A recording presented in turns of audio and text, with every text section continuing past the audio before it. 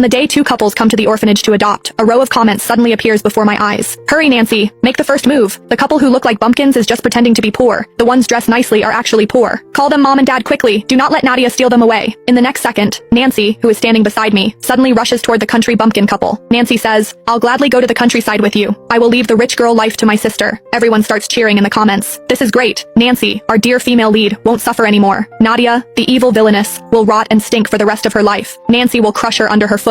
She will never have the chance or the right to meet the male lead. I am stunned. So Nancy can see the comments too. She is the female lead, while I am the villainess. But what she does not know is that I am reborn. In my previous life, the real wealthy family takes me away. I look at Nancy and smile coldly. Just wait, dear sister. Your good fortune is yet to come. We walk to the orphanage gates. When my sister, Nancy Walker, or perhaps she should now be called Nancy Quill, saw the Maybach parked out front, her eyes lit up. Her adoptive mother, Helen Bronson, took her hand and said, Nancy, our family isn't actually poor. We were just testing you earlier. We didn't expect you to be such a good kid who doesn't chase after money. From now on, you'll be our little princess. Nancy put on a pleasantly surprised expression. So that's how it is. Mom, Dad, I'll definitely be good to you and take care of you. Then, she deliberately glanced at me and asked, Nadia, where's your family's car? Stephen Colson and Linda Wells, my adoptive parents, fidgeted with their clothes, too embarrassed to say anything. I took the initiative to reach out and hold both their hands, smiling sweetly. I don't need a car or a big house. I just want mom and dad to be with me forever. That's enough. Damn, the villainess makes me laugh. I bet Nadia is dying of regret right now. Look at how pretentious she's being. The princess life only belongs to Nancy, the female lead. The villainess should just stay in her lane. Stephen and Linda were so moved by my words that they teared up. Meanwhile, Nancy just snorted. You're still so fake. I watched Nancy and the Quills drive off in the Maybach, a faint cold smile tugging at my lips. In my last life, at this exact moment, when Nancy found out the Quills were actually the real rich ones, she'd cried and thrown a tantrum. She'd begged to switch places with me, but no one had paid her any attention. So, she'd taken all her resentment out on Stephen and Linda. They'd already been poor to begin with, and she squandered every last cent they had. They'd been so angry and heartbroken that they both collapsed and died. And on the day I graduated from college, Nancy had stabbed me 99 times. This time, she was the one going to that man-eating, soul-crushing place, while I could finally live a quiet, ordinary life. I looked at Stephen's and Linda's honest, weathered faces. Mom, Dad, let's go home. I'm not afraid of hardship. We can walk back. Their pockets were painfully empty, but they couldn't bear to make me suffer. In the end, they still called a cab home. The moment we stepped through the door, the first thing I saw was a black and white memorial photo.